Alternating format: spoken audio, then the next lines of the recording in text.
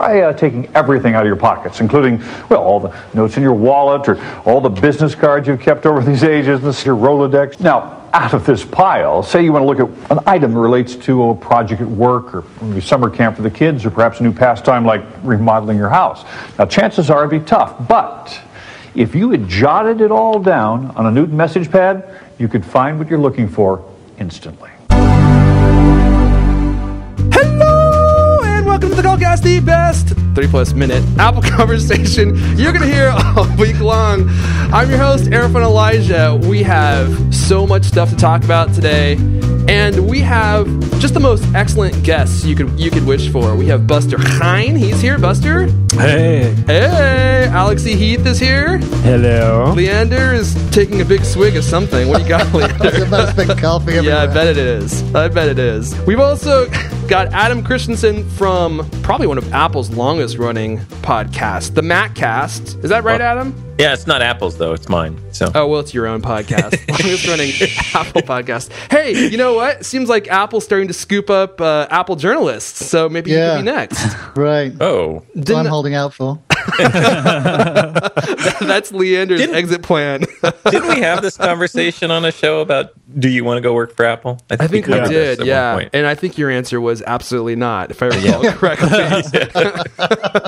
Although now that we've seen those new like helicopter videos or the drone image videos of the new campus, I don't know, right. man. Mm-hmm. Looks like it's going to be a cool place to work. I don't know. I think it looks like a Mesoamerican sacrificial temple. I'm a little worried about it. Well, the inner sanctuary part might be.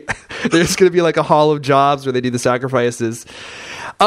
We have got so much stuff to talk about this week. It really is kind of just a jam-packed week. We're going to be talking about the Fappening. It's all Fappening. Anyone seen Almost Famous? Anybody? We're going to be talking about that because this story just cannot be more crazy. And obviously there's a huge Apple hook, but we're also going to be doing our predictions for next week's Apple event because, there's so much hardware that could be released. I want to hear what you guys think on what we'll see and what we won't see. So we'll get into that in the second part of the show. Before we hop into it all, I want to thank our sponsors, Squarespace, the all-in-one platform that makes it fast and easy to create your own professional website, portfolio, and online store. Check it out. If you need a website for a free trial, head on over to squarespace.com and sign up for a free trial. They don't need your credit card information or anything like that. Give it a shot. If you like it, you can enter code CultCast at checkout to save 10% off any order. I also want to thank Automatic for sponsoring this episode. Automatic is your smart driving assistant on your smartphone.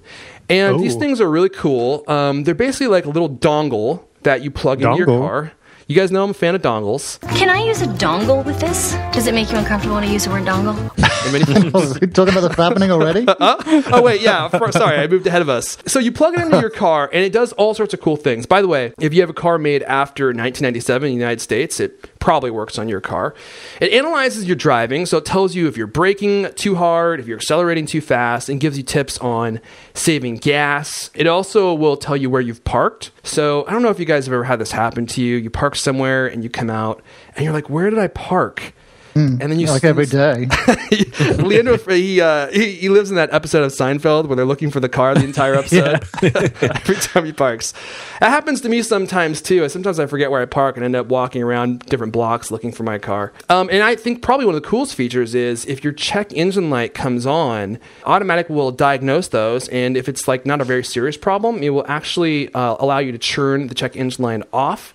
And then if you crash your car, it will also notify the proper authorities that you're stranded and your car is about to light on fire and you need help immediately, probably to be evac'd out to some hospital nearby. It's a very cool product, and it makes your iPhone keep track of all this different information about your car and your driving habits, and it can save you a bunch of money, especially if your check engine light is on.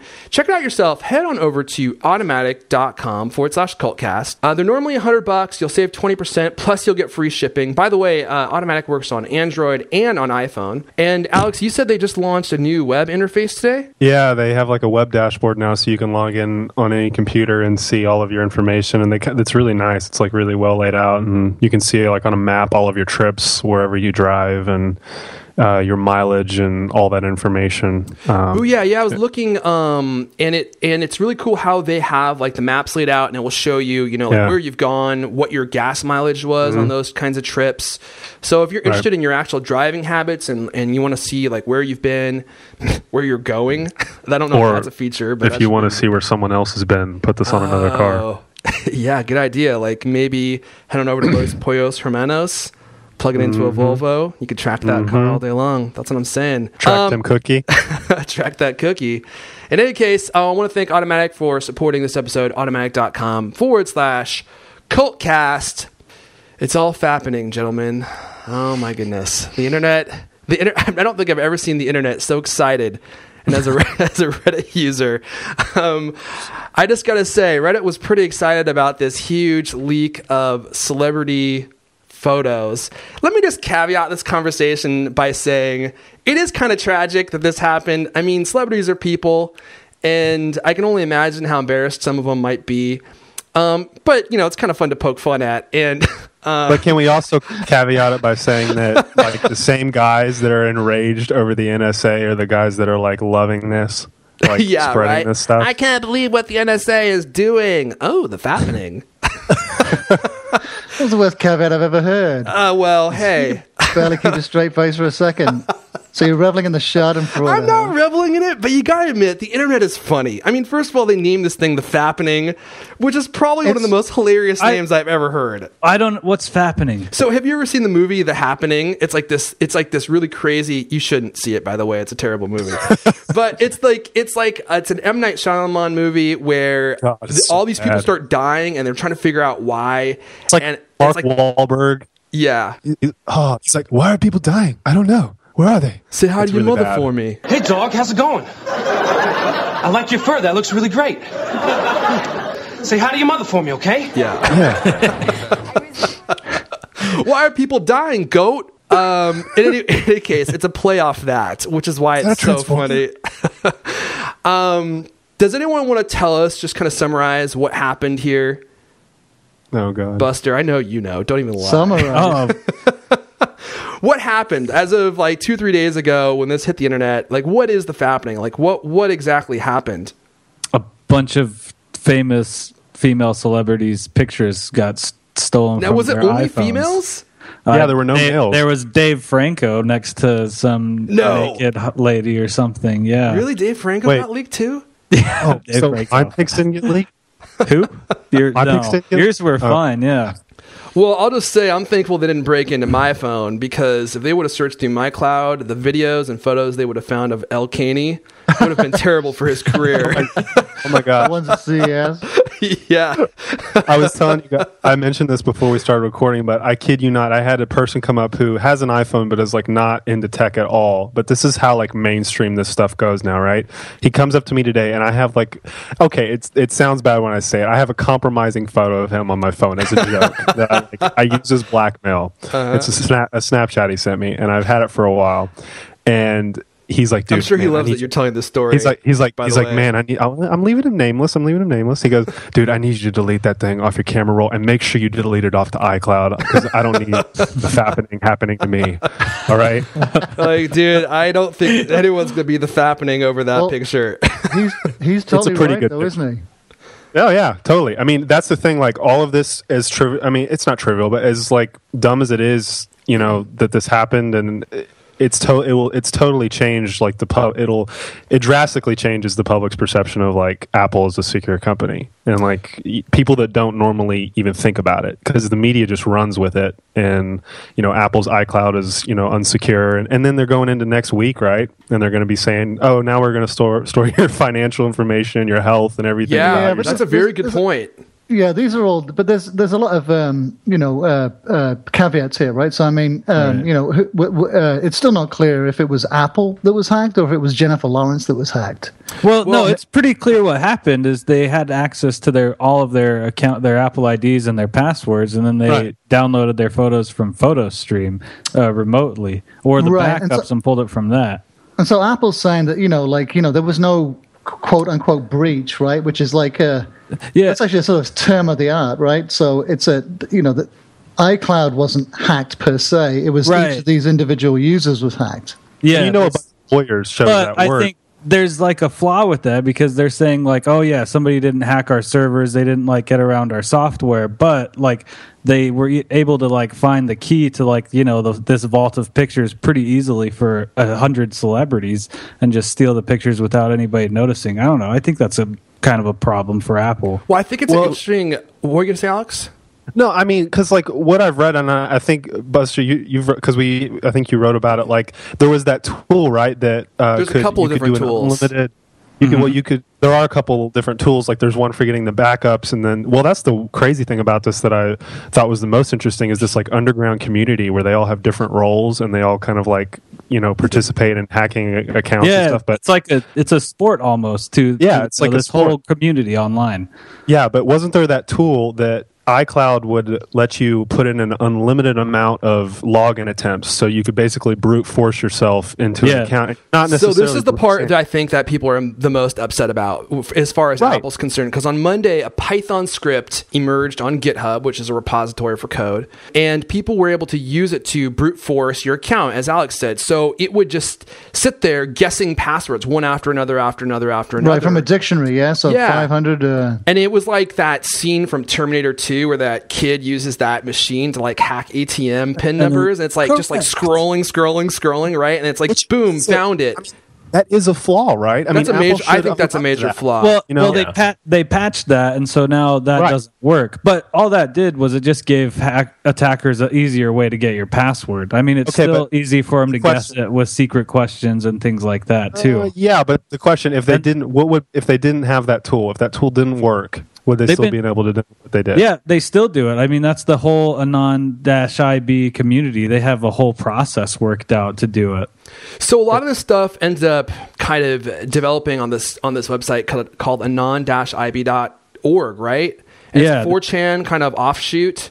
Right. And it's the dude that did it. He said it took a month to compile everything, and it was multiple teams. It was a whole structure. I believe it. It's unbelievable. Yeah. They call them rippers. They call them iCloud rippers. So the diligent reporter that I am, I went on to Anon-IB and investigated thoroughly. No, but I did check it out, and it's blatant. The conversations people were having about ripping or about stealing people's iCloud backups and stuff, it's just all right there. I mean, like they're having open conversations about this stuff, and they're helping each other figure out how to steal people's, iCloud backups and stuff. And they're trading like templates that they use, like email templates to like email people to get you to churn your photo backups on. In case you're not backing stuff up, so then they can then go in and use this tool. So the second part of this is there's this tool that's available called LCOMSoft, which is supposed to only be used by law enforcement, but it's available on torrents. You can buy it. For the less savvy, you could buy it for $1,400. And once they have your username and password, they can use the software to spoof, I guess, your iPhone so that they can request your backup and your photo stream stuff from Apple. And because I guess two-factor authentication doesn't protect those two pieces, they can download your entire backup, all your photo stream photos, and then just look through your stuff. Just like that's the other biggest concern that people have been voicing about Apple's security is that the backups are not protected. Even by two-step verification, they're not protected. Like they're not even they're so easy to get, and you can fake a token to authenticate the backup as this is mine, and it's really easy to do. And the fact that and once you get the backup, you get everything, right? You get texts, you get contacts, everything. So it's like you install it right onto your phone, so it's like you had their phone from that period. Yeah, exactly. Wow. And Apple's been completely silent about that, and they've been silent about that, and they've been silent about the unlimited login attempts, and they haven't said whether any of these people, because they said, okay, turn two-step verification on. That's how you can protect yourself. Did any of these people have two-step verification on? Because you can still get the backup even when it's on. The thing is, it would have saved them. The backups are kind of a tricky case, though, right? Because isn't it used most frequently if you lose your iPhone? Right, but all you would have. Then you can't do the two-factor authentication if you're going to use your iPhone to authenticate the backup. So. Well, if it's, I don't know. If they do it through iMessage, it could come to your Mac or your iPad, or I guess that is complicated. But Adam, Sorry. I mean, it's striking that balance between sort of convenience and total 100% security, isn't it? Which has always been the problem. It's how much authentication do you want? I mean, they could turn on really, really drastic authentication, like 3-factor authentication. I would demand 5. Much stronger passwords. And I think in most people's cases, in fact, The Guardian, I think, did a story. They tried all their tech reporters tried to crack each other's accounts, and they couldn't get in because. Like a lot of the answers to the security questions aren't easily figured out. And it only works for celebrities because they put out so much information about themselves out there, because they're public figures. So for most people, this kind of, the kind of security that Apple set up, even though it's not foolproof, is, for most people good enough. I think that's a really good point. I mean, Apple was saying these are targeted attacks, and I was reading a piece by Sam Biddle, and he said that celebrities aren't the only people being attacked. This has been ongoing. I'm paraphrasing here, and the iCloud accounts of ordinary people are being attacked as well. Yeah. But to your point, Leander, they're still targeted. I mean, I don't think this is a rampant problem. I mean, you have to know.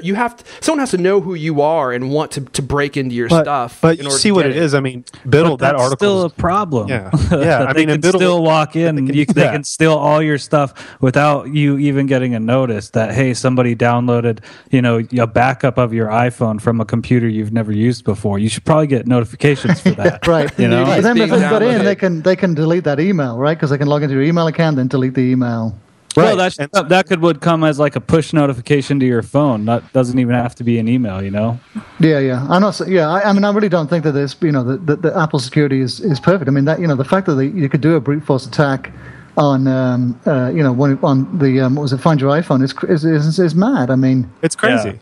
Yeah. And I read a really good article on TechCrunch where it said that the reason that Apple's approach to this is bad in terms of like how they're talking about it with the media is they're treating it like product PR. They're being as close to the chest as they can, which is the way they are about everything, and that makes sense for products, right? Because you don't want people to know about your product. But with security, you got to be transparent. Oh yeah, right, absolutely.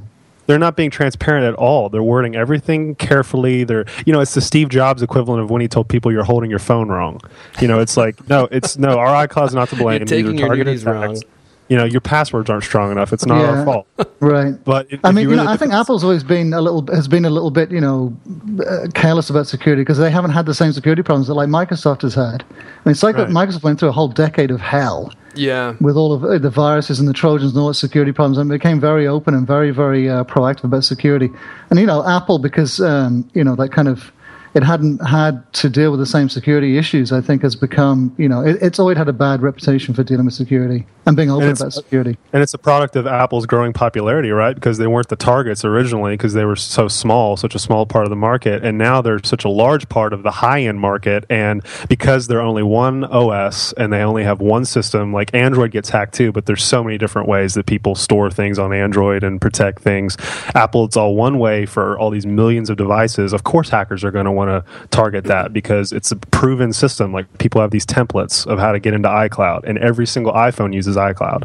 Especially when the reward is nude pictures of Jennifer Lawrence. There's probably a lot of nerds out there that are working really hard trying to get access to this stuff, and it's kind of scary because Apple is moving into the whole cloud infrastructure, right? I know they're already there, but now they're going to be storing all of our photos in the cloud even more than ever.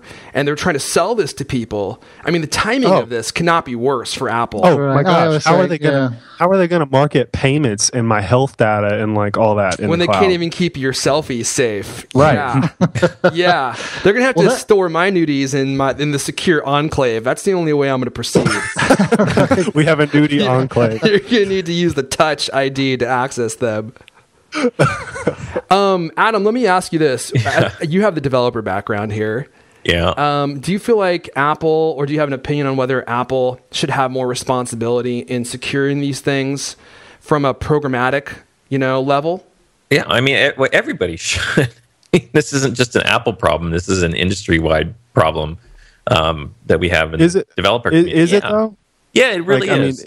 I mean, there's guys out there that know what they're doing with security. I think there's a lot more developers out there that don't know what they're doing with security. And when you've got big teams of people on different parts, I mean, it looks like this attack vector, I guess, was an API for Find My iPhone. Is that right? Am I getting that sort of piece, right? Where the brute force protection wasn't implemented. Mm-hmm. So, I've built APIs, and if you don't stop to think about the stuff and implement it, and it just gets through, as stupid as that sounds, people mess this stuff up all the time. And I have friends who work in the security fields and, kind of do these things as white hat sort of stuff. And they tell me about all this kind of stuff that goes on at places that you'd just be totally shocked. It's like, we found this and we found this, and, and that's what the hackers are learning. And that's what they're, so that when Apple says was it a targeted attack, someone figured out, hey, look, there's no brute force protection on here. Let's, slam on it and see what we can get. And this, unfortunately, was what they were able to find. Yeah, like you say, the whole it being an industry-wide problem. Matt Honan for Wired wrote a great piece when he got hacked last year. Someone was looking for his Twitter handle @Matt, and so they targeted him, and they managed to break into his .Mac account using some personal details that they got from Amazon, I think. So it was actually, someone spent a lot of time really digging into his life and phoned up Amazon and pretended to be him. And got some, I think, the last 4 digits of a credit card, which they then used at Apple to get his password reset, and on and on. And it was a pretty complex hack, and it's beautifully laid out in this long feature that he wrote for the magazine. But it just goes to show, with a determined hacker, the whole paradigm of having passwords and password resets and using email as the primary sort of communication. It's like a universal password plus, that's where you get resets sent to. The thing is broken. Yeah, I mean, the fact that they could access your email and then pretty much take a hold of all your digital life, that's pretty crazy. Right. And of course, this problem has the potential to only get worse. So, I mean, what can we do, guys? I don't know if any of you have any tips to make it so that people have a harder time gaining access. Go off the grid. You need to be like John Connor, Back to the Terminator references. You need to go off the grid entirely. I mean, we know Apple's saying this was a password thing, but I kind of buy that. I think that's really where a lot of this starts. Is so many people just use an insecure password, and they use that same password everywhere. Yeah, so, like on their luggage and also for their bank accounts. And I don't want to put it all on the end user, because obviously, as we pointed out, there were several areas where Apple failed on the back end side of things. But it's my understanding the accounts that got hacked were accounts that had passwords that would have been in a dictionary file, right? Your password should not show up in a dictionary file, and that takes forever. And maybe they were using like waterfall tables or something like that. I don't know specifically all the details of what was going on behind the scenes, but even still, if I use 1Password, I think I'm up to 32 character passwords if I can get it. Wow. This is another problem in the industry. A lot of sites limit the password length. Yeah, or the type of characters you can use, actually. Yeah, exactly. Yeah, so, I mean, it's a multi-tiered problem, but for the average person, just using a different password on every site, as inconvenient as that is, and using a really secure password is gonna protect you a lot, even when these targeted attacks start happening, because they're gonna, it's like anything else, they're gonna try and find the easiest ones to hack first. Right. So, move yourself way down in the chain. It's like, we don't even want to bother with you because it's going to take forever for us to figure out yours. We'll go after this guy's over here who's, password 1234. Do you trust iCloud Keychain to use that, and use Safari to make passwords for you? I have not been using iCloud Keychain. I've still been using 1Password to generate passwords. I have been letting iCloud Keychain store passwords, but I know they store that in an encrypted file, and that's pretty secure. But again, if my iCloud or Apple ID was hacked, well, then all bets are off, right? Right. That's what makes me paranoid about it, is like if they can get access to one thing and then start accessing that, then you're really screwed, right? I turn on two-step verification on everything. I hate that verification. It sucks. It's the worst thing in the world. It sucks. Every time you log into an account, your freaking iPhone has to be next to you, so you can get the code. It's like, here, have the nudies. I don't care. I don't want to do this. I agree. You just mentioned the other part of this that maybe I'm just not not hip enough, but I've never uploaded a nudie photo to my iCloud photo stream. Oh, Adam, you haven't? I've been missing out on life, obviously. Well, that's obviously another good way. Abstinence, kids, abstinence. Abstain from uploading your nudies because the internet is forever. And I think there's definitely shared responsibility. I'm with you, Adam. There's a lot of people heaping the blame on Apple, but you know what? You need to have a tough password. If you're a celebrity, if you're anyone, but especially if you're a celebrity and you're posting topless pics of yourself in the shower and you're using your phone, it's like, my gosh, you have to have a secure password. I mean, and it can't be something in the dictionary. My password that I use is... No, I'm not going to tell you guys.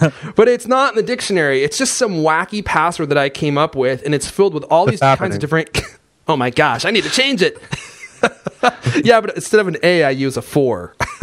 Exclamation point at the end. Get that. I mean, and it doesn't have to be not memorable. I used this technique recently where we needed a really long password, and we picked like 4 or 5 titles of books that were like our favorite books, and the first word from each title, and then separated it with a couple special characters and added some numbers, and we were done. That's the same kind of thing I do too, so you can still remember it. Yeah, but it's super long. Is it like 30 characters or something? I'd have to count it. I don't remember. Yeah, it is probably like 32 characters. Something like that. Something crazy.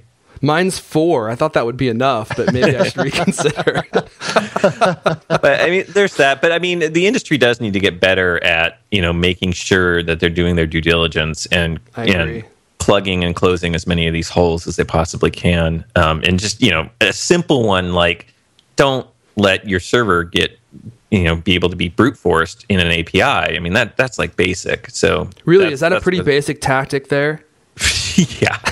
Is that why so many people are kind of hopping on the Apple really screwed up train, is because of those kind of simple... Yeah, and I'm assuming this was some sort of private, not public API, so they probably had to do a lot of digging just to figure out where this API was to begin with, and maybe, that's the kind of thing that goes through some developer's mind, but it's just a stupid thing to do, is go, well, this is an internal API, and we don't publicly list the IP or the endpoint, and no one's going to find it, and if they do find it, they're not going to know what commands to send it. Those sorts of things, that's not good enough protection, obviously. Can I just add one more thing before we... should have been filtering it, too, especially if it was an internal API. There should have been some sort of other filters to, IP, restrict IP or restrict access in other ways. But again, I don't know any details. I'm just this is just general stuff that I'm talking about. Sounds like Adam needs to go work on Apple security team. Yeah. But he doesn't want to, so don't ask Apple. No. Before we move on, can I just add, isn't it kind of funny that there's so many like pictures that got leaked, but all over the internet, these things are just being like taken down everywhere. And I thought it was really funny because if this was a normal security leak, if Leander's nudies had leaked, Buster's nudies had leaked, they'd all still be up. There wouldn't be any taken down anywhere. But now like the FBI is involved. I just think it's kind of...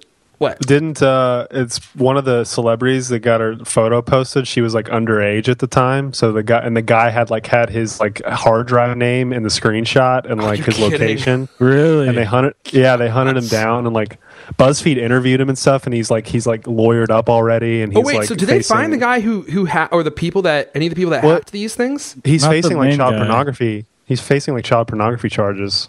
Wow. And I mean it's bad. That's scary. Yeah, it's crazy that you could go to jail for like manslaughter for like 7 years. This guy will probably be in Shawshank for life for doing this. You know what's really amazing is that all these photos leaked, and we still haven't seen one damn photo of the iWatch. Yeah. Hey, good segue, Alex. All right, Fappening conversation over. Best internet, best crowdsourcing name ever. I'm just going to put that out there. So tragic, but kind of funny.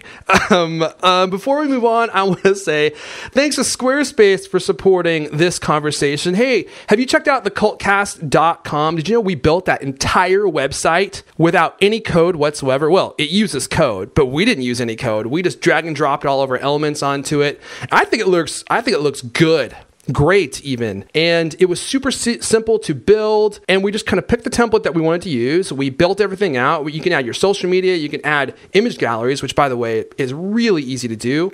You could connect your YouTube account and add videos. You could add your Twitter profile to it so everyone can see your tweets. And we got it up and running, and I'd say probably a week. The back end of Squarespace, I can say this from experience, is just as beautiful as the front end. I would say even more so.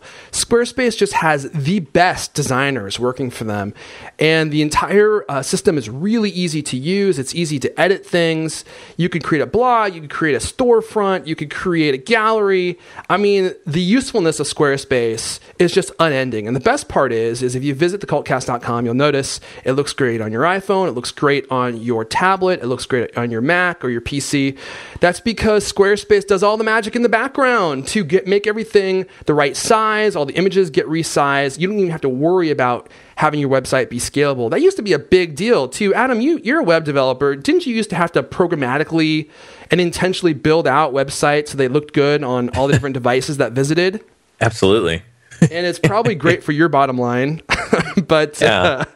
No. I mean, it's funny because I've talked about this. I actually have clients that I send to Squarespace because, sometimes they don't have the kinds of budgets. They don't have the kinds of time. They need something up fast and right away.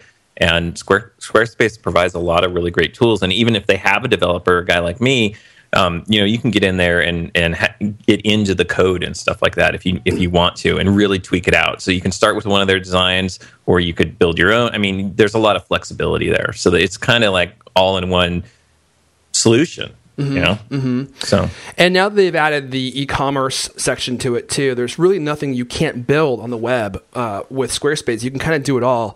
Check it out. Head on over to squarespace.com. And you can sign up for a free 2-week trial. They only ask for your email address and a password. Remember to choose something complicated, nothing simple. And you'll be up and running in no time. And if you decide to keep your website up, keep it going, you can save 10% off your order. Just enter code CultCast at checkout. You'll save 10% off any order. That could be a month of service. It could be a year of service. And I think if you do a year of service, you also get a free domain name. By the way, if you get stuck while you're designing your site, Squarespace has really good customer service. They're available 24/7 to help you. Everyone I've ever talked with there has been really friendly too. So they're always up to help you out. I want to thank Squarespace for supporting this episode. Okay. Let's hop into our September 9th predictions, guys.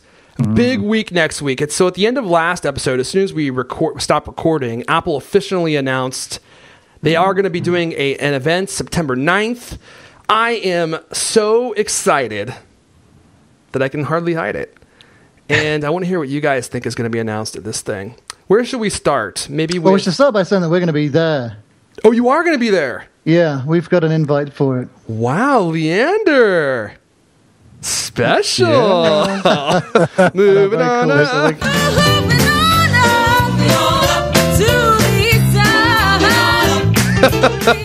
We're going to be there with a photographer, and we'll do the hands-on and the whole live blogging and everything. That's great. Nice. So are you going, Leander? They've got LK next to Johnny Ive. Yeah, where are you sitting, Leander? Next to Johnny, between Johnny and Tim. Are they gonna have their arms around you? Yeah. Just rubbing your hair? Stop it, Tim. It's so soft. Like, man, Leander really is moving on up in the world. Right. Well, that's awesome. Fantastic. So check out Cultamac Tuesday for live coverage of all the great stuff Apple's going to be releasing. Yeah, Leander? Right. Accurate Absolutely. statement? Yep. Woo-wee. So let's talk about what we expect to see on stage. Shall we start with iPhones, Gentry? I have a question for you. You guys tell me what you think. Are we going to see a 4-inch iPhone, a 4.7-inch iPhone, and a 5.5-inch iPhone? Adam, I haven't heard your thoughts yet. What do you think? I hope so. You heard it here first, folks. I hope we see Adam all hopes so. No, I think 4 and 4.7 for sure. Yeah. I'm waffling on the 5.5 with some of the latest stuff that's been coming out, but I'm really hoping, that they're going to tell us there's one, because, all rumors seem to be pointing to the 5.5 having some sort of higher end specs. Mm-hmm. And as much as I don't want that big of a phone, I also don't want the phone that's not the top of the line in terms of specs. So I'm going to be really pissed, I guess, if they don't show a 5.5 and then I go buy my 4.7 and I'm on contract, and then in 2015 first quarter they're like, here's the 5.5, don't you wish you had this one? Wait a second, I don't think they would do that, do you? I mean, if they're going to announce it, they're going to announce it at September 9th at the event, and then say, oh, it's not coming out for 2 months. Well, that's what I'm saying. But what if it's like aimed more as like to go with the iPads? You know, it's at the iPad event, it's a smaller iPad really than a big phone. I don't know. It's a phablet. You got to think they need a 4-inch, right? Because everyone loves the 4-inch. So I was thinking maybe the 4-inch goes to the 5C.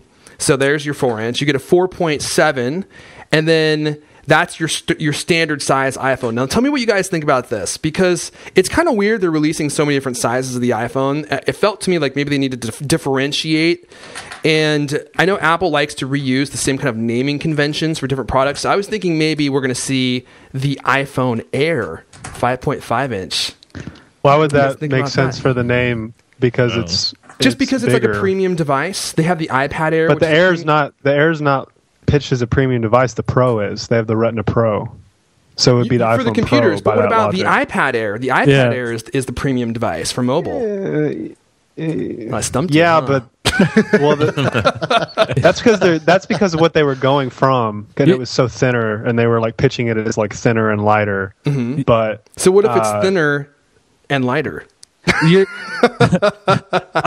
bigger. And bigger. You're not the first one to pitch it, but I think the iPhone AirTag might go to the 4.7-inch and not the 5.5 one. Yeah, that's gonna be the iPhone Jumbo. Yeah. Good thing Leander's not working on the marketing team at Apple. The iPhone Jumbo. iPhone XL. Yeah, right. Now more jumbo than ever.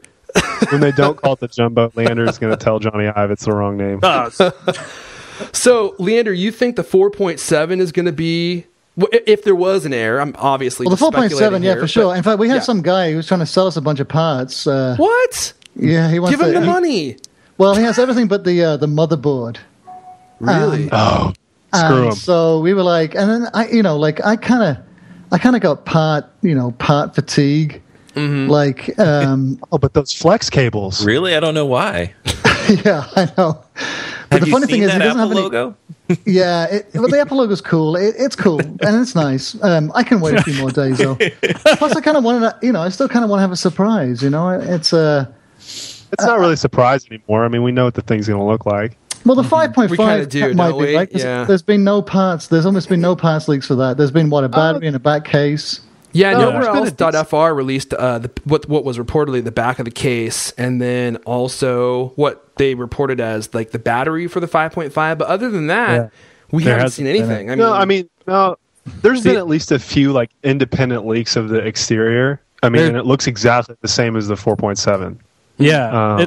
That's why I think they've been behind the 4.7. Right. So I think it's definitely going to either be like non-existent when the 4.7 launches, or just in very, very small supplies. But that's going to be, or that they delay the shipping. They say this ships in October. Or it ships later. It's not as far. It's not as far down the production chain for sure. It's not as the 4.7 is definitely in production. They've probably got millions of them already. But the 5.5, if they've started it, then it's they must have started it, because there's no way they could launch it if they haven't. In fact, they must be already manufacturing it in quantity. But that's still going to be it's not going to be the premier phone. I mean, that's going to be the one that sells the most, right? I think so. I think most people are going to want the 5.5-inch screen, but maybe not. I think once you hold it, be like... Yeah. They're going to be like Adam. He doesn't even want the 5.5-inch, but he wants the top of the end, like the top of the line phone, so he will suffer with it. If they're like, okay, well, the 5.5, has a better processor. It has, optical image stabilization on the camera. It has all these other things people are rumoring about. It's like, well, then why do I want the one with not that? Right. I agree. Yeah, true. And plus, if reports end up being true, it will ship with a pair of Apple iCargo pants to hold it in your side pocket. So at least you'll have a case. I may still end up. It's all going to come down to specs for me. So I need to know. I guess I need to know what is available before I can really make a decision. I'm sold just on the size of the screen. I mean, I've got total Galaxy Note envy. Oh, really? Too, yeah. Yeah, when I see those, like, oh my god, that thing is amazing. Look at it. I think see you those get and I go, close and God, that that thing is changes huge. I used that, the HTC One. I used the HTC One last week, and I love that size, and it's 4.7. I think that's a good size. I could see myself having that, but the 5.5 is just way too big. Too big? I just don't. Yeah, yourself, it's bro. not even comfortable to hold in a hand. Like, it's not even like to hold it to my face. I would feel like an idiot. Like holding that thing up is like holding a brick to my face. It feels like I it's had just one of huge. those. It was called a Newton. Oh man, I've been doing some research on YouTube. There's some great Newton commercials on there. Adam, you should check it out. If you own one, you'd probably really enjoy it. By the way, Alex, just check your upload. I'm getting some pretty gnarly audio from your direction, brah. So, okay, let's talk about... So we already established we're probably going to see an iPhone 4. We're almost definitely going to see a 4.7. But we don't know if we're going to see a 5.5. So that's kind of going to be what we're all holding our breath for. I think they exist. I just wonder if they're going to be able to manufacture them in time. And I think if they don't announce them, that might be why. And I think that's probably why we haven't seen very many leaks. Like the 4.7 is obviously being manufactured. Would you guys agree, based on part leaks, that the 4.7 is ready to go, the 5.5 is not coming out for at least a couple months, and the iWatch is basically not even entered production?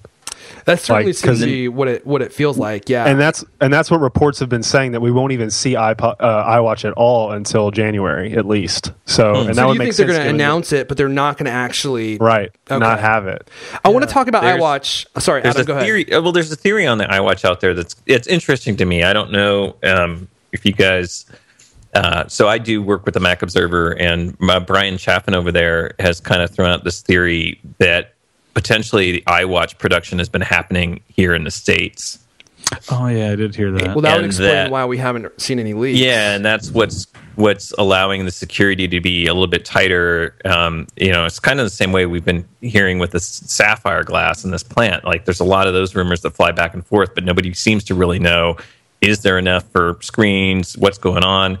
And that's all happening in Arizona. So he has this kind of theory, and I find it interesting. I don't know if I buy it, but I don't buy it. But if Apple is doing that sort of thing, I mean, that is the kind of thing that would allow potentially for the leaks to be minimized. It would be awesome. It would be an awesome surprise, but I don't buy it. Yeah. I think you would actually hear about it if they, I don't know, because they would have to have a facility and they would have to have a contract with somebody. Right now, they just have the Mac Pro facility. So I think they would have to have like some big infrastructure in the US for it, and that they haven't announced. It does seem like it would be almost impossible to keep a secret, right? It's like your buddy Bill comes home from work and you're like, hey, dude, what are you working on? He's all being secretive, right? And you're like, what the hell is going on? Like, just tell me. And he's like, just like flubbing his words and can't describe to you why he's like what he's working on. I mean, it seems like it would get out in some small way. Yeah, even though we may not see it. Really? I would just I like that theory because I'd love it to be true and just be like, wow, that's an amazing feat for Apple to pull off. Are they going to do it? But is it really that bad if Apple just announces it and then I don't think so. It doesn't come out for 3 or 4 months, and they completely suck the air out of the wearable market before Christmas? And so Samsung and Motorola and all these companies that have watches that they want people to buy for Christmas, no one buys them because everyone's waiting for the iWatch. Well, no one buys those anyway. They don't do anything. Well, I think Apple knows that product has to be way more than a device that's tethered to your phone and for functionality. Okay, I'm glad you brought this up, Adam, because this is one of the things I wanted to talk about. I've heard rumors, I've heard reports that people said because Apple is releasing this at an event with the iPhone, that they're trying to signal that this is going to be like an iPhone accessory, and it's going to be basically be Apple's version of the Galaxy Gear, which would be an utter disappointment to me if that ends up being true. Do you think that there's any legitimacy to that? Do you think this is going to be just another iPhone accessory? I don't buy it as an accessory. I think there's going to be expanded functionality when combined with other products in the Apple ecosystem.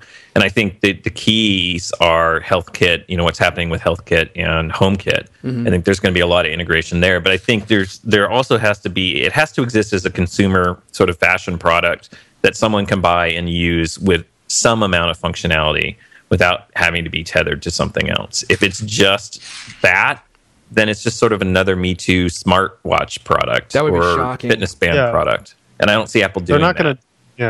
They're market it like an iPod Nano watch or whatever. It's going to be like, look at how closely this integrates with the iPhone and iOS 8 and all these APIs we have. Oh, now go out to this giant structure and play with it or whatever that thing is. Yeah, so actually I'm glad you brought that up. So that giant structure. So Apple has built a big white box.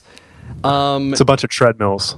It might be, actually. Who knows what it is? I mean, any ideas on what could be underneath this huge box? I mean, it's just like a giant, looks like a 2-3 story structure at the venue where they're going to be holding the event. No one knows what's underneath. Any guesses, Leander?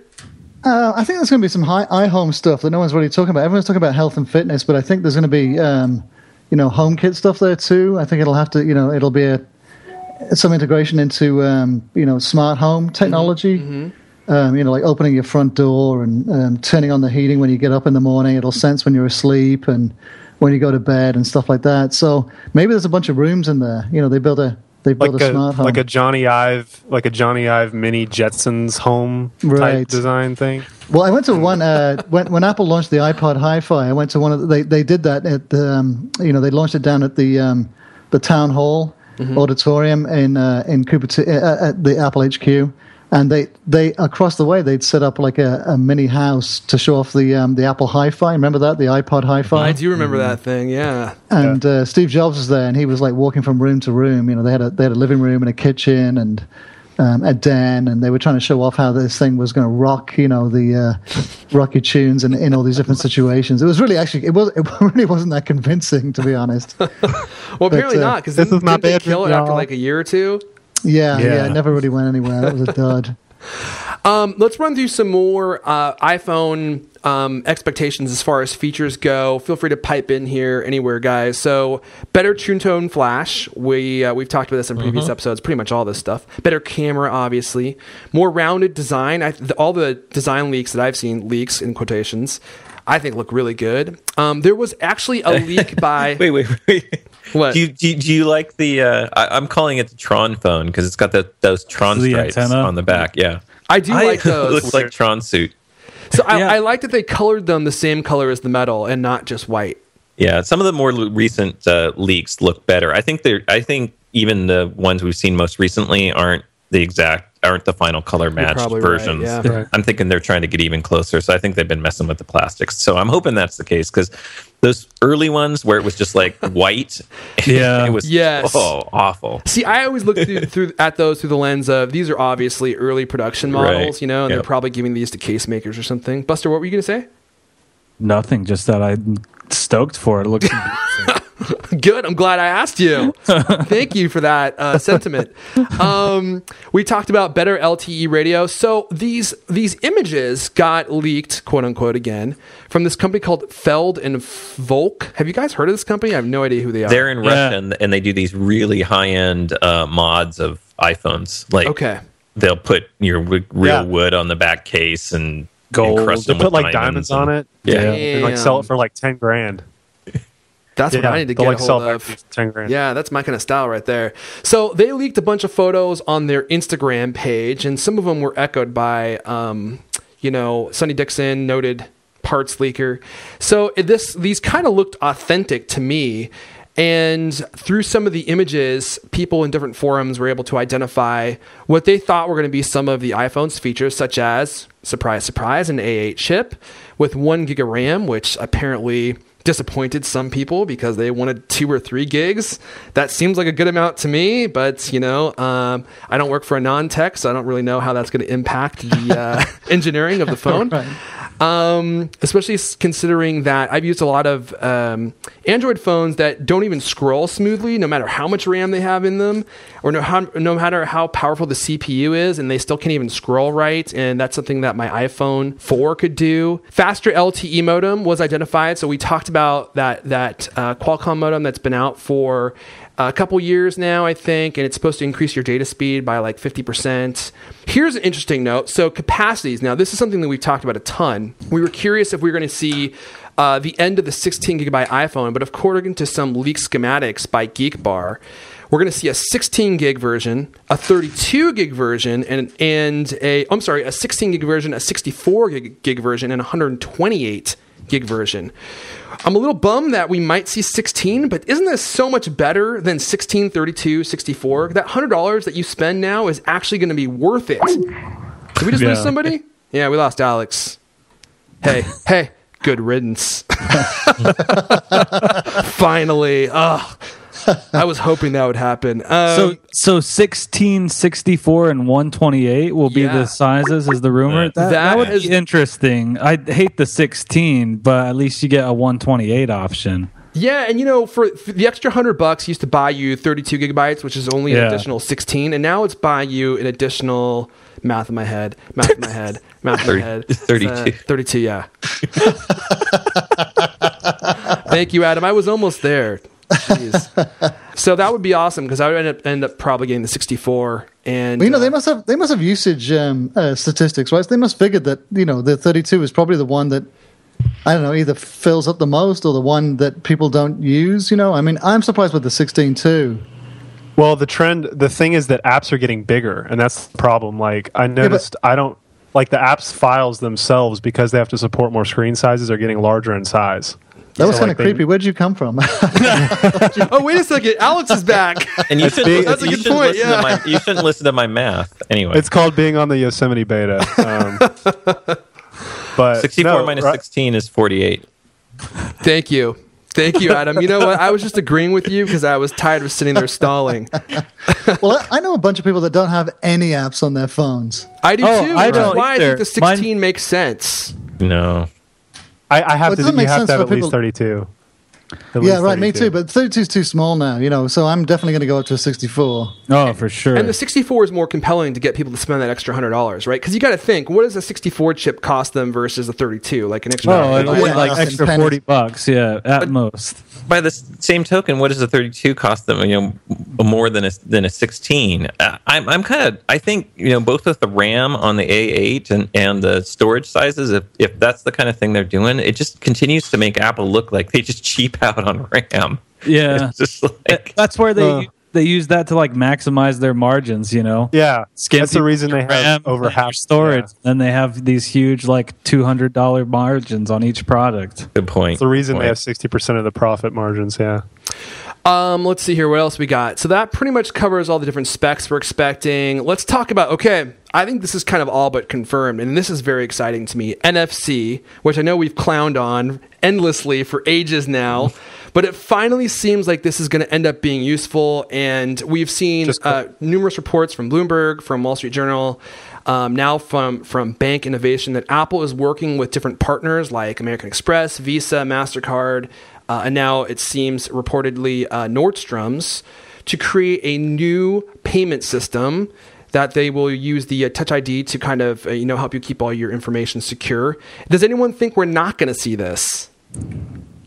I don't. The payment system? Yeah. I believe in the payment system. Yeah. I don't know that the payment system is going to be tied to NFC. Oh, really? So you think one can exist without the other? I think NFC might be for other things. The problem is that apparently all the parts are confirming NFC, right? I believe the NFC is going to be in there at this point. I just don't know. I can't understand why Apple would want to tie that to necessarily a payment system when they've got iBeacon that they've been pushing so hard into retail spaces and things like that. I mean, there's other technologies. Doesn't it work with iBeacon? Isn't it just it just begins the handshake, right, in a secure way? Right. It would be used to NFC is mostly useful for establishing a Bluetooth connection. And NFC is already in use widely. That's what I was going to say. It's kind of ubiquitous, but there's no standard among the credit card companies, and I would think Apple's payment system would want to be tied to your iTunes account anyway, right? So that whole side of it is sort of taken out of it. So I just can't fathom. Why would you? So you don't think that the idea of Apple owning the account with your credit card because they already have it, and then NFC using to establish the handshake with all these retailers who already have NFC in place, more so out of America than in. But America. But is it going to be through their little terminal? I mean, they have NFC in the terminal, right? We're talking about the little tap to pay, right? It's like Easy Pass that a MasterCard or Amex does or whatever, where you just scan your Android phone that's got NFC over the thing and it pays for it. But that's the thing is, my understanding, they each have different systems, right? And they each use different. Apple would be the one, different NFC. Right. Apple would be the one that unifies it, right? It'd be like going to when you go to a coffee shop and you see the Square logo, that it's going to be this unification of that, I guess, is what they're trying to do. So they're still going to have to add a little Apple thing to their terminal. It'll be like that. You'll probably walk in and see like Easy Pay on the register or something, or like iPay or whatever, and know that you can use your iPhone to pay. And because Nordstrom already has those NFC equipped like I can do that in an Apple store without NFC right now. Yeah, but it's only an Apple store. I mean, NFC is ubiquitous, right? What if they were like, and by the way, this payment system will work anywhere? Is to facilitate a handshake? Is that what we're saying? In some systems, yeah, I think so. I mean, that's what they were saying, like with, I think when they're using it for like Bluetooth speakers and stuff like that, or door locks as well, electronic keys. The NFC makes an initial secure, trade some keys or something like that, and then you get a Bluetooth connection. Yeah. I just so it has a bit more bandwidth. Yeah. Okay. Well. You're the first. Honestly, you're the first people that I brought this up with that have had a valid answer as to why the NFC needs to be in there. That's just what I couldn't figure out. And then I know there's some home automation systems that use like this NFC. So I thought, well, maybe they're throwing it in for that. Internationally, there's micropayment systems and like rail systems that use NFC technologies. Yeah. So having that integrated in the phone, they could open third-party APIs to take advantage of that. Yeah, there was like a leaked document that McDonald's is going to be adding NFC to all their U.S. stores. Yeah. So I mean, it makes sense for it to be in there. I just don't. I don't know. Where I was getting hung up is Apple really going to use it for something they're doing, or are they just throwing it in there because the chip they can get it in there, and there's lots of other uses for some of the other things that they're doing. Well, it's the rumor that cried wolf too, right? It's been reported for like 6 years. So but now those Feld and Volk images, along with confirming some of the other parts, are supposedly confirming. They also showed an NFC chip in there too. So I don't know. I mean, again, September 9th, fingers crossed on this one, guys. I'm a big fan of NFC. And didn't we say like 3 weeks ago, Irfan, didn't you say like there was no way there'll be NFC? I don't know if it was 3 weeks ago. But Alex, you weren't on the last couple shows where I admittedly have changed my position on this, because now it finally starts to make sense. Where it's like before people were saying they needed to add it because Android had it. I'm like, Apple doesn't care if Android has it. They'll only add it if there's a reason to add it. And now there seems like a really valid reason. There's a few actually at this point. Like I said, I think there's a few now with Again, I think that some home automation systems use NFC technologies, and if they're getting into that market, just several of the markets they're entering could probably benefit from having NFC in there. Holy moly. All I got to say is, for those of you that own stock, if Apple ends up being a middleman between all these different payments worldwide for everything you buy, oh my gosh. Can you imagine? They're going to be like... Until they get hacked, right? Well, yeah, until some 14-year-old hacks it and steals all your information. They're going to be taking a cut, maybe, of all these different transactions. That would just be... That's like a stock analyst's erotic dream. That's called Square pooping its pants. Right. Yeah, that's a very good point. Although you wouldn't be able to accept payments, I don't think. Right. And everybody's always said, why doesn't Apple just buy Square? And it's it makes a lot of sense, doesn't it? They don't need to, right? Like they're going to do it on their own. So yeah, very well. But if they bought Square, they would get Jack Dorsey, he wears the coolest sunglasses ever. Coolest guy ever. You guys ever seen his Instagram? Check it out. He doesn't Instagram anymore. Stop. I just remember our conversation a while ago, Alex, where you're like, check out Jack Dorsey's Instagram. It was just like him staring into the camera for 10 seconds silently in all these different locales. And he was wearing like really cool glasses. Anyway, we're going off the rails here. It only took like 50 minutes for us to get there. Should we wrap up with some iWatch chat? So we talked a little bit about it so far, but let's just cover these last little bits. So according to Digitimes, they're saying that the iWatch may not be available at the September 9th, or announced at the September 9th event, because it's in the engineering verification test stage. And it probably won't be ready. This, of course, contradicts Recode and Bloomberg. Guys, what do you think? Are we going to see it or not? I think if Recode said you're going to see it, you're going to see it. I think that's true too. Yeah. I think you're going to see it too, because they're entering the part where they're going to have to start go into like FCC testing and some of the more open pieces where they're going to have to kind of reveal that they're working on this thing. So they can't hide it anymore. Yeah, the same kind of thing that they did with the iPhone. I mean, remember when they launched the original iPhone, they announced it way in advance. Mm-hmm. And I think the same thing with the iPad. Same with the Mac Pro and the Apple TV. Everything was announced, 4 to 6 months in advance. Price for iWatch. Recode is reporting it could cost as much as $400 for the mythical device. That doesn't sound bad. That actually doesn't sound bad to me either. $400? Yeah. I'd buy two. Wear one on both wrists. I mean, if 200 is 400 is the highest end model, then probably they're going to have at least one for $199. You'd think, they'll probably have 3 price points for them. So that sounds fairly affordable for most people, dude. And we were hearing some prices. I mean, way like back, thousands as high of as dollars. $1,000-$2,000. That seemed absurd to me. Yeah. That's like MacCast money right there. I mean, I don't know about that. And Recode says it's going to be like a lineup, right? So I could see them doing like the iPod route where they do one price initially, and then like here's a cheaper one, here's an even cheaper one, here's an even like event as the market gets saturated. Like, right, it's going to be high out of it's going to be a premium out of the gate because the iPhone was ridiculously expensive out of the gate, right? Yeah. So Steve Ballmer laughed at it because he thought it was, because it was so expensive. No one was going to buy it. Noted tech analyst Steve Ballmer laughs at iPhone. Because aren't the gears and the Motorola 360s and stuff right in that 300, 350 like price range, something like that? Yeah. So if they're doing that, you can count that Apple's going to be a little bit higher than that.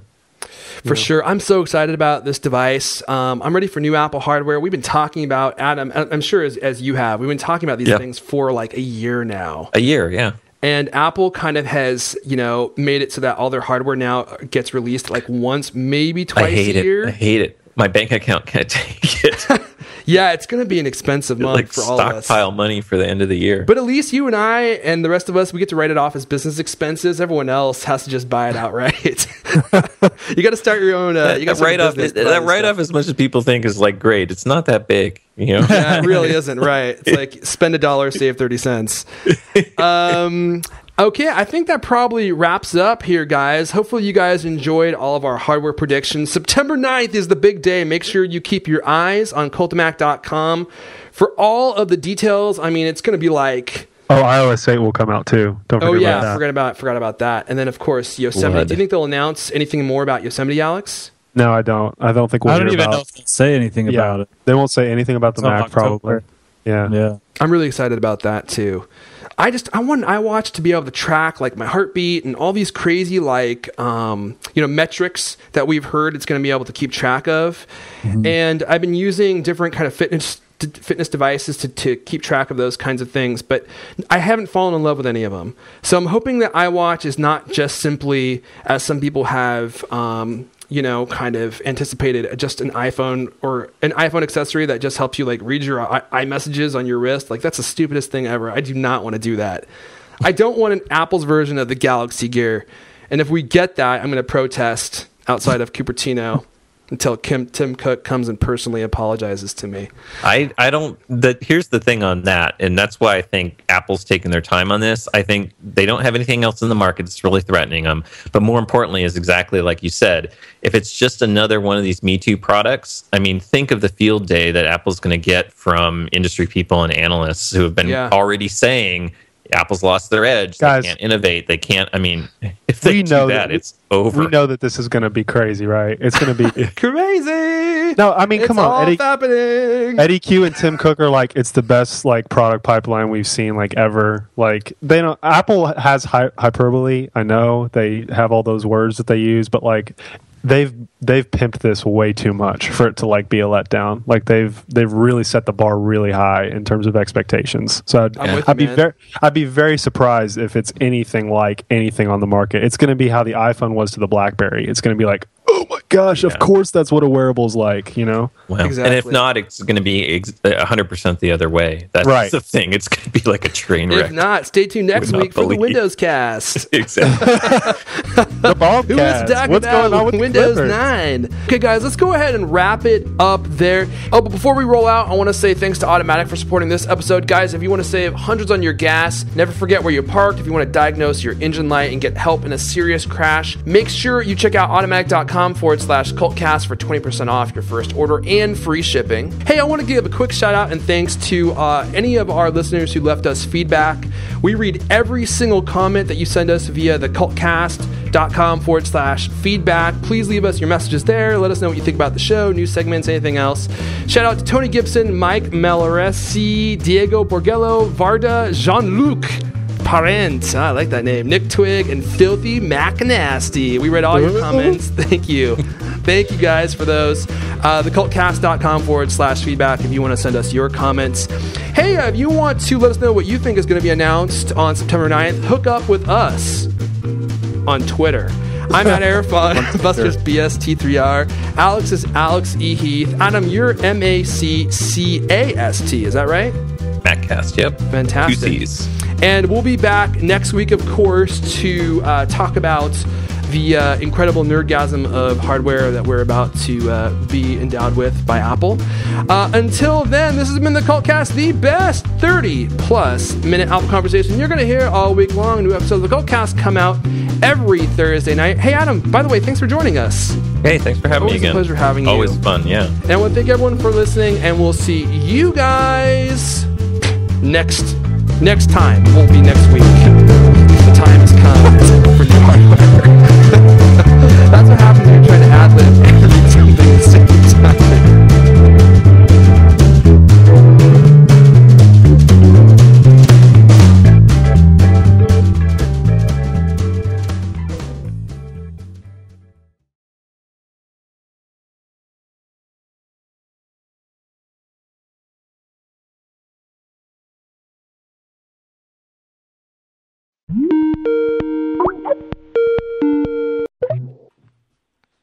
Bunster. Sluts Magoo, what's up? Is that you rooting around my iCloud backup? Oh, yeah. I can only feel bad for you for what you've probably found there. Oh, dude. Let me just say this. You got a nice butt. It actually wasn't mine. It was El Caney's. Oh, dude. In that leopard print thong, though, it was immaculate. He looks darn good in a leopard print thong. Work it out. I keep asking him to stop sending me those videos, but he hasn't yet. Well, I would ask him to send them over to me. Just keep filing them up here, man. Hey, looks like we're getting some static. Yeah, was that me? Yeah, it sounds like it's you. Okay. Let me know if you can hear me okay. Yeah, I got a lot of crap open. So. Okay. Dude, I'm hoping we don't have any audio issues again this week. Yeah, that was pretty crappy last week. Slightly... I've got a slight conspiracy theory going here that I really think that it's possible that because I talk so much crap about Comcast, they're throttling me. I doubt it. Like they're throttling Skype. It definitely is. I feel like, I don't know, I feel like they would have to be listening. Somebody would have to be listening to the CultCast, though, and that's just very unlikely. I make fun of them on Twitter. I'm so brazen about it. You know, like... when I talk about them, I don't hashtag them. I just do @ replies when I'm talking, so I know they see it. Yeah, they're probably totally limiting my bandwidth. Man. Yeah, I hope you have a red flag on your account for life. And as I was visiting Anon-IB for research purposes, they're gonna broadcast it to everyone. Airfun's webhistory.net. Is that Alex Heath? Yeah. Oh, can't wait. What? Oh, so what's new in the Apple world this week, man? Oh my gosh, so much to talk about. I'm reading this Vice article called "I Got Cocaine Blown Up My Ass, So You Don't Have to." Was that written by El Caney? No, it mentions him as a pioneer in the field. I didn't even know that was a thing. Apparently it is. I thought it was the other end that is where you wanted the cocaine to go in.